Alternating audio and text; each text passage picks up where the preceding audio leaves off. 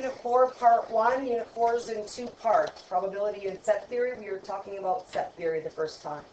So, set theory deals with all kinds of different symbols. That's what we're going to be using. Symbols make it shorter to write something. It's like an abbreviation, okay? And that's what math does all the time. You've been dealing with it in science. You've been dealing with it with math or math equations, okay? Distance equals time times rate of speed. Those kinds of things, okay? We use variables all the time. Years ago, we talked about the real number system, what the real number system talks about. Well, the real number system, in a nutshell, is a whole bunch of number systems, so 5 number systems in one, and one by itself. So the way you can remember it is, everything is going to go together except for the irrationals. The irrational numbers, those are the ones that are like pi, or E-ruler's letter E. Okay, those are all run-on decimals that never end. Okay, that's what an irrational number is. Basically, what it also says is they cannot be put into a fraction. That's the difference. These guys cannot be put into a fraction. Okay, every other number can be put into a fraction. Natural numbers is our smallest set of numbers, and if you remember from years ago, we used these boxes. So our smallest set of numbers was in our tiniest box. And those are the counting numbers. Whenever we think of counting, we start with the number 1. So we have 1, 2, and so on. So these are all natural numbers. It's the smallest amount of numbers. The next amount of numbers only adds one extra number. It's 0. Okay? So all of the natural numbers are whole numbers. They all fit into the same box. But if you were to reverse the order and say, is every whole number a natural number? Does that box fit into the other box? No, it doesn't. This one has one extra number, which means it's got too many numbers. Okay, so it doesn't fit in the other guy's box. Okay, then we take a look at, and basically what we're doing is we're on the number line. Every single one of these is the number line. So, right now on the number line, these guys here, if I think of my number line like this, with 0 in the middle, these counting numbers are way over here on the positives. The whole numbers, they include 0 and then go to positive infinity. Now we're including the negative numbers. Those are the integers. And those include negative infinity all the way to positive infinity. So from negative infinity to positive infinity. It should be a sideways 8 is what the infinity symbol is. Okay? But the first thing that you have to remember is in these first 3 categories, the thing that you have to remember in these first 3 is that you will never see a fraction and no decimals. There's no fractions and decimals. Now you can put any number into a decimal by going 0.0. You can make anything into a fraction by putting over 1. That's always available to happen. But as a number itself, like 2 times 2.3, that number is going to be found in the rationals. Rationals are where we find fractions, all fractions, and then we find decimals. But only 2 kinds of decimals come in here. The decimals that end are called terminate. So terminating are decimals that end. 5.6, 2.3, 8.9. All of those end. If we've got the other decimals we have are the ones that we call that are repeating. They repeat a pattern, and the pattern must be identical. So it would be repeating 5.222222, the same digit repeats. Or it could go 6.35353535, same 2 digits repeated. However, if you've got a pattern like this, 3.21314151, it's making a pattern, but it's not repeating the exact same pattern. So this one would be considered irrational and go over here. Okay, he's with those irrational numbers. Another number that we find in the irrationals are the non-perfect square roots. If it's a non-perfect square root, it's going to, if you try to solve it, you type in root 17, you're going to get a run-on decimal. And it's not a repeating decimal that runs on.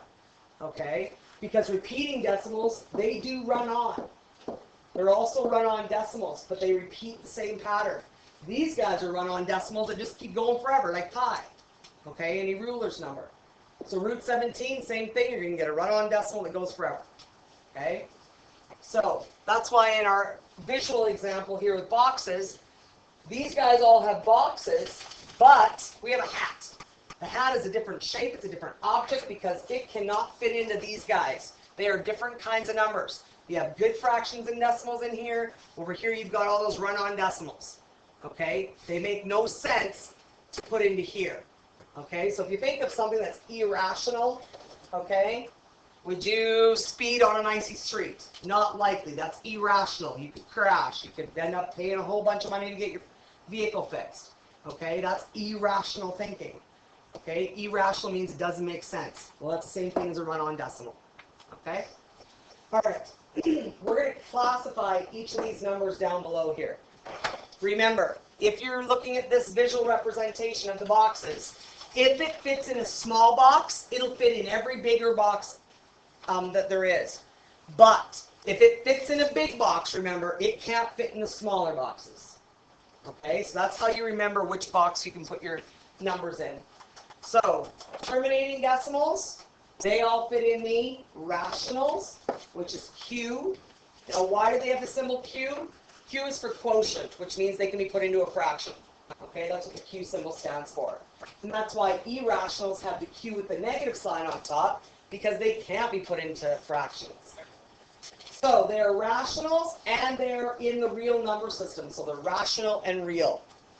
So it's kind of a trick question here. Everything belongs to the real number system. So every single one of these, when I list their systems, it's going to be real number system. This one down here, same thing. When I list 2, it's going to also get the real number system. Okay, this guy here, same thing. It's going to be in the real number system. We have to figure out which ones they belong to. So, root 36. That's supposed to be a square root 36. You always have to solve your answers first in simplest form. So if you can type it in and get an answer, you do that. So square root 36 we know solves as positive 6. Okay? So where would positive 6 first be? He's a counting number. So he's a natural, which fits into the whole number box, which fits in all the bigger boxes, which the integers, and the rationals. Okay? Remember, if it fits in that small box, it's going to fit in all the bigger boxes. This guy here, he's got a negative sign. Negative sign means he's going to be in the integers box. And the only other box that's bigger than him is the rationals, because everything else fits in the real. Decimals, where do I find a terminating ending decimal? Rational. Good. Now I want you to take letter E. We know from logs unit, if we have something that's exponent 1/2, we can put it into square root form. That's the same as saying square root 7. The hidden 1 stays as its exponent. The 2 is your index. That's the 1/2. So, is that a perfect square? No, you're going to get a run-on decimal. Even if you put 7 exponent 1/2 in your calculator, 7 exponent 0.5, you're going to get a run-on decimal. Okay, so this guy's going to be what category? The irrational, but he's still real. Everything's in the real number system. So this guy here is the only one that was irrational. Okay? There's a couple on the bottom of the page in the chart there. I want you to try and fill out that chart. Just put check marks or X's in the boxes that you think they belong in, okay? Exactly the same thing we just did. I didn't put the category R for real number system because we know we would put a check mark in all those boxes anyway. Okay? So figure out which ones they'd be in. I'll give you a minute to do that. Push pause now and play when you're ready. Check your work. Let's see how you did. Make sure you know that every single one of them are going to be the real number system, okay? Every single one of them belongs in the real. Okay. Now we're trying to figure out what the heck's a prime number. Who remembers what a prime number is from a long time ago? Sure. Like a number that's only factors are 1 in itself. Yes. A number whose factors are only 1 and itself. Good. Let's see if I have a thing I can do. There we go. We only have 2 factors, 1 in itself. Same thing Brady just told us. Okay. Then it's going to tell us, however, the number 1 itself is not considered to be a prime number. because there's missing one word up here. They have only two different. To be a prime number, they need to have different factors. One of them is the number 1, and one's the other digit. However, the number 1, the only way you can create the answer of a 1 is 1 times 1. It's timesing by itself the same digit. That is not considered prime. Okay? So when you try to make a prime number list, you will always start with the number 2, never the number 1. Okay? Alright, so that's pretty much what we say. Because it's one of the prime numbers to create them, and only one factor.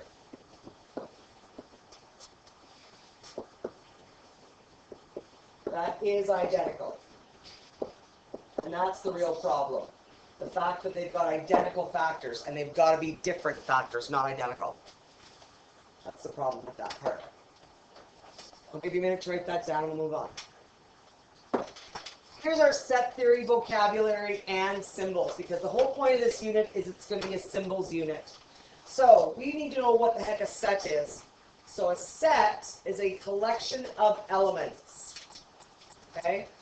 So it's a collection of elements, and it would be written in these brace brackets. They're called braces. Okay? So a set is a collection of elements. And sets are denoted meaning written or being referred to by always capital letters. So if I were to say set n for the natural numbers would be, let's start with 1. 1, 2, 3, 4, all the way to positive infinity. There's my set of natural numbers. Okay? So you're going to have the n, the name of the set, an equal sign, and then brace brackets, and you list the digits that are in that. Or it could be letters and names. It could be what was on your shopping list. We're going to deal with all kinds of different examples, and a lot of them are not numbers. Some of them are actually words.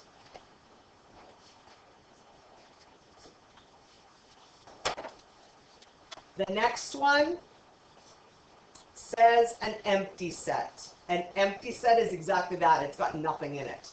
And we show it by this. A equals nothing. Or another way to do it is to show brackets with nothing in it. Okay? So this means that. So if I were to say to you, I would like to know if there's a 0 in the natural numbers. Well, we know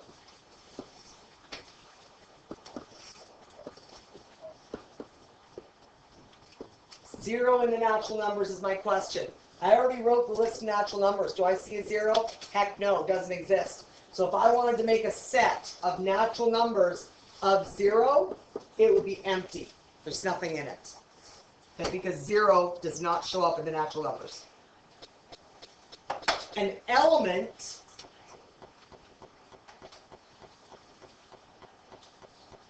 is that up too far? You caught up? That's okay? So an element is any single item in a set.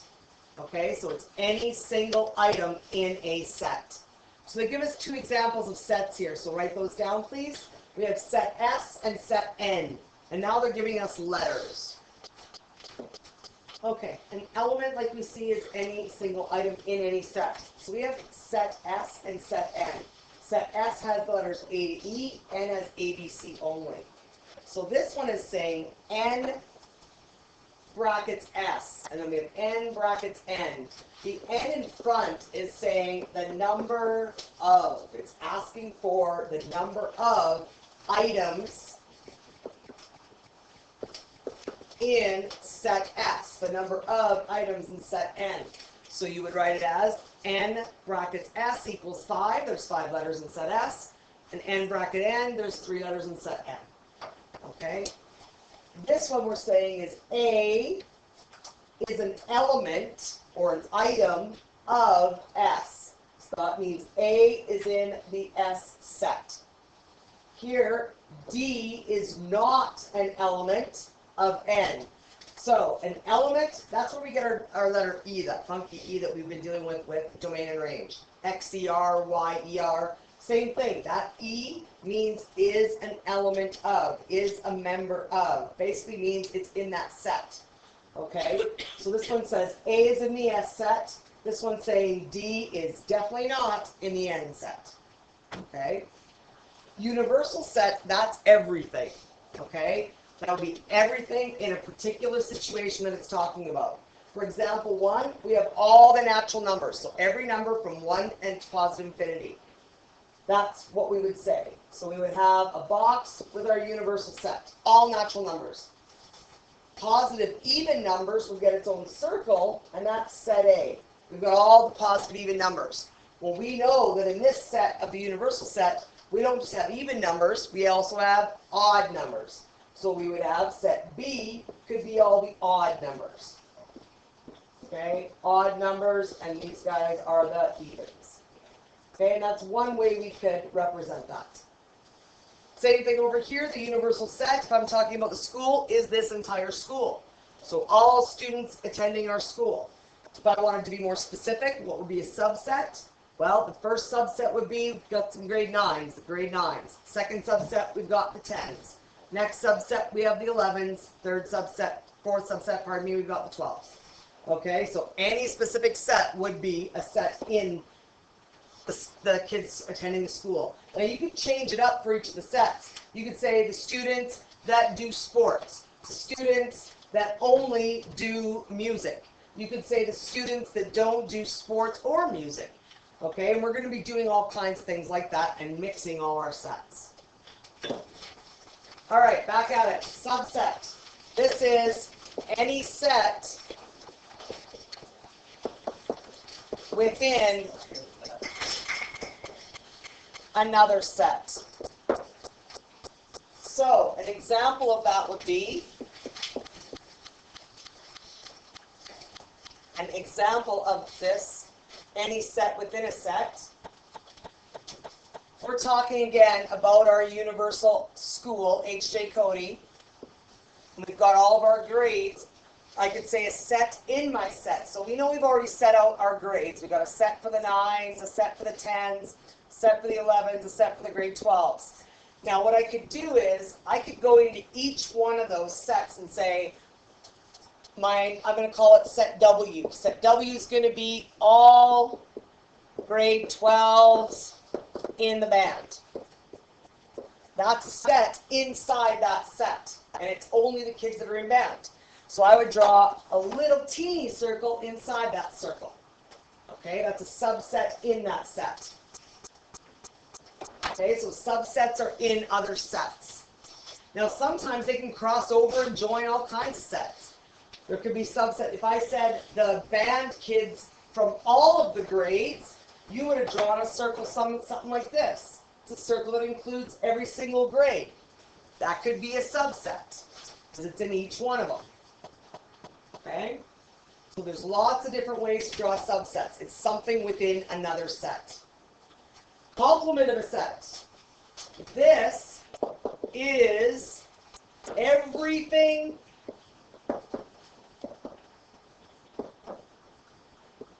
that is not in a set that is listed. Some say it's the opposite. Okay? The opposite of any set they ask you about.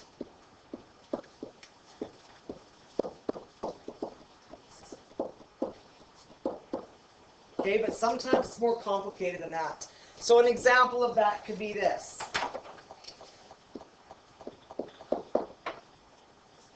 My example for this one.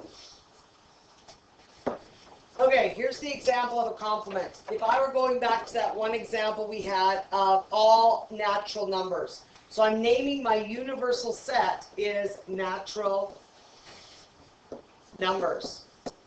That's my universal. Which means it's the only set I'm talking about. Everything else will be included in it. So my natural numbers, which means it's from 1 to positive infinity, no fractions, no decimals, no negatives. If I were to say to you, there are positive numbers, or sorry, not positive numbers, I wanted to say even numbers, and we would have odd numbers. We know we have even numbers and odd numbers in counting numbers. Now, are any odd numbers, can they ever be even? Never. Can every even number be an odd? Never. They are completely separate. Okay? But because they're separate, if I said to you in the natural list, what is the complement of the evens? The complement of evens is the odds. Okay? They are a complement to each other. It's basically everything else that is not even, is what it means. So everything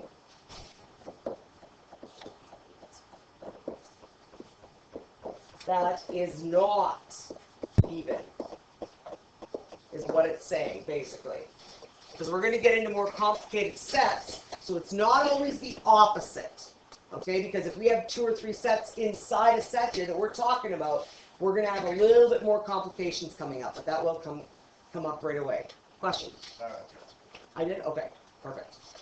So right now, we can think, yes, evens are opposite of the odds. The complement of even would be odd, and vice versa. Okay, but we are going to be getting more complicated here right away. What would a disjoint set be? A disjoint set is sets that have nothing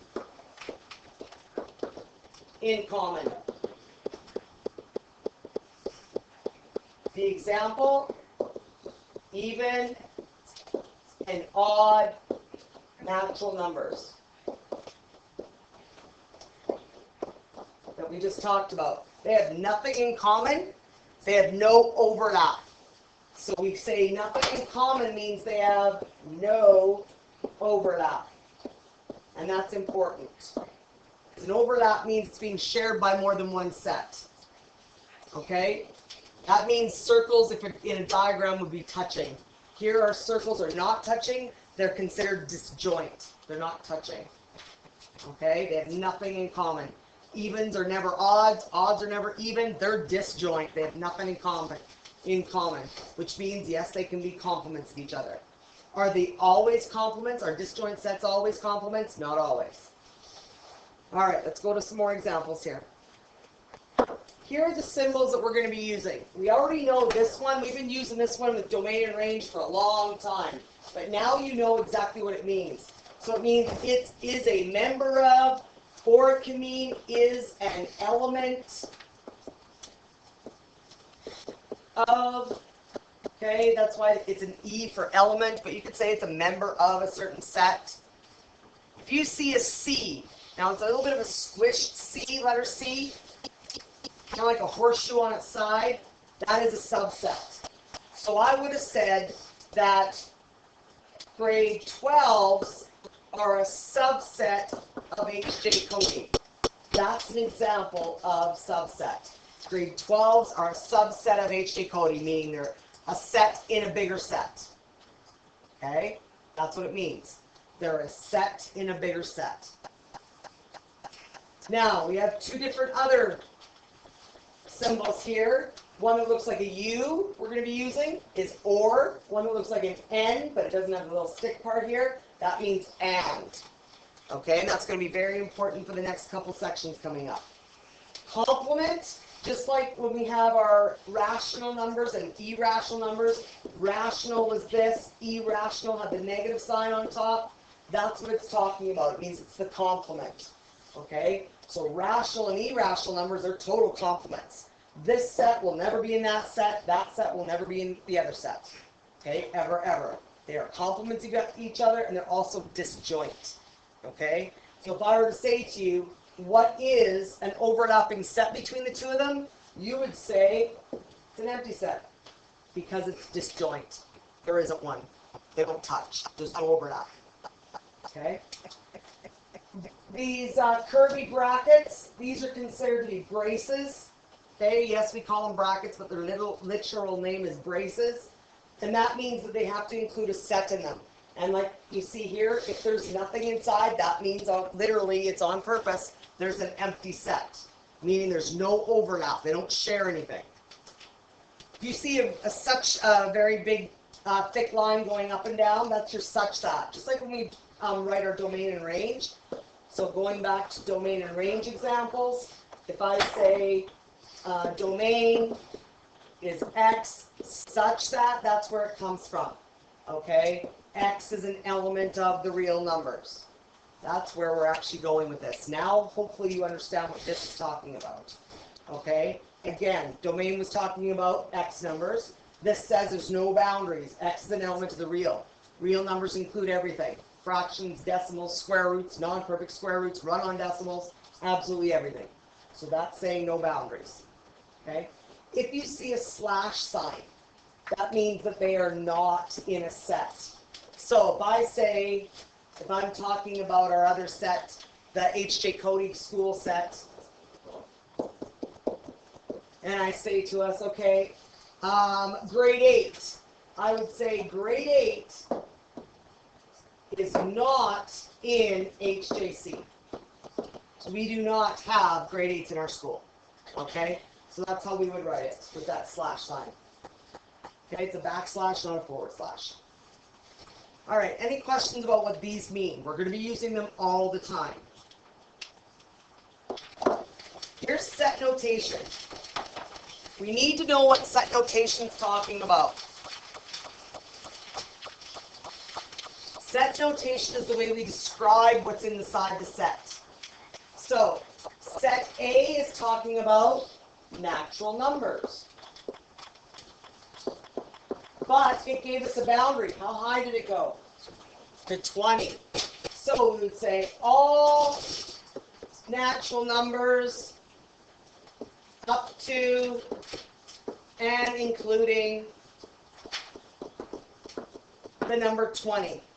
Okay, we're going to write down what each one of these sets describes to us. If you look at B, what do you think B's talking about? It's written sort of like our domains were. So what do you think B is talking about? We have this situation right here. What does that tell us? One word. Between. Good. That there means between. So, we would say it's in the natural numbers, so we would say all natural numbers between 1 and 20, which is exactly what this is showing us. All natural numbers up to and including 20. It is the same as set A above. The exact same thing. Okay, it's the same as set A above. Now look at what's going on with the numbers. Holy snikes. All right. What does the W at the end refer to? Whole numbers. So that means I include the naturals and I can now include 0. So I've got all my whole numbers now. This one's saying, though, I'm going to compare C. C is what I'm using for X. And now it's going to say, well, it says it's equal to 2X. That whatever the X number is, C is going to be 2 times bigger, is what it's saying. So if I were to use all the numbers between 0 and 20, I have to make 2 times each one of those numbers to create the actual set that I'm talking about. So 2 timesing by 1, 2 timesing by 2, 2 timesing by 3, 2 timesing by, oh, hang on, that's not okay. Oh. 2 timesing by 4, okay, and so on. That's how we would do that one to answer it. So, again, 2 times 2, 2, 4, 6, 8. What are they doing? Counting by what? 2s. So if you see something sitting like this, that basically tells you how they're skip counting. It's called skip counting. So these guys are counting by 2s. Okay? Those guys are counting by 2s. If we just jump right down to the letter E, what do you notice E would be counting by? Threes. They would start counting by threes, starting with 3 times 1, so your first number would be 3. So this would be talking about number 3, add 3 more, 6, add 3 more, 9, add 3 more, and so on. All the way until you get below and equal to 21. Okay, so those are the only numbers it's talking about, are those numbers in that set. Okay? Didn't have the line underneath it. It would just be up to 18, yes, because the line underneath this one right here, that line does mean that it includes the 21. Yeah, good call. All right, how is letter D different? Letter D is back to something that looks like the normal domain and range, right? So this guy's saying what? X is between which numbers? -1 and 12, and it's saying X can be any integer. So now it's saying we have negatives and positives. Okay, we can use negatives and positives between -1 and 12. Now, does it include -1 and 12? Yes. So we'd say including and between -1 and 12. Any questions on what those describe as sets with the symbols? Because we're going to work backwards now. We're going to have the written words, and now we need to create the set with the symbols. That's the next task for today. We're going to try these ones. We have the numbers 2, 3, 4, 5, 6, 7, 8. How would we describe that? All the numbers between 2 and 8, including 2 and 8. And what kind of numbers are they? Are they whole? Are they natural? Are they real? What kind of numbers are they? They're natural numbers. Good. You go to the very bottom base number it could be in, which is the smallest, teeniest of these little boxes. Which one would it fit into first? Which teeny one, okay? That's how you know what your boundary is going to be. So this guy is going to be looking like this.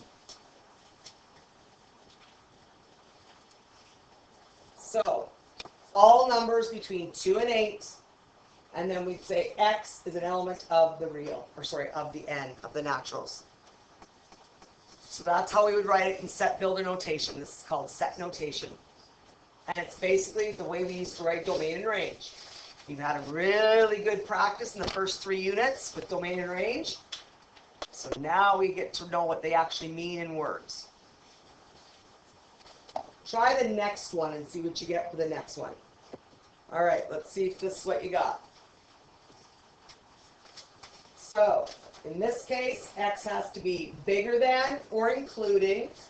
So that's where this comes from. Bigger than or including the -2. And it's in all of the integers. This one we didn't need to take an X's between situation because we didn't get an ending digit. There was no ending number. Okay, we just know that we have to be larger than -2. What do you know about C? What do you notice? It's going up by 5. It's doing that skip counting thing, right? So, you know how the other one went 2 times X, 3 times X? What's this one going to be? 5 times X. Good. Whoa. Grab my mouse. There we go. We got our 5 times X. So This guy. that's Yeah, you can put C, you can put W, you can put whatever number you want. Yep, just not X. They're calling it C for constant, any number constant. But it could be absolutely any number. So that's actually for letter C. This one's actually for letter B. I hope you guys all know that, yeah. So this one's saying we're skip counting by 5, and we're using all the X numbers between 1 and 8. So 5 times 1, 5 times 2, 5 times 3, 5 times 4, 5 times 5, 5 times 6, 5 times 8 gives us 40. Okay, that's how we figure those out. So, if we know we're counting by 5s, how do we find these X numbers? That's usually a question. How do we find those X numbers? Well, basically what you do is if you know you're counting by 5, just divide each one of these numbers by 5, and you're going to find the range of numbers you need here. Okay? 40 divided by 5, 8 times, there's your maximum. 5 divided by 5, 1 time, there's your minimum. Okay? So you start with a 5 here, you end with your 40. Okay? He divides by 5. 40 divides by 5, we get our 8. That's my 8 boundary. Right here, 5 divides by 5 to get 1. That gives me my 1 boundary right there. Okay, that's how that works. It's nice. Okay, this concludes part A of 4.1.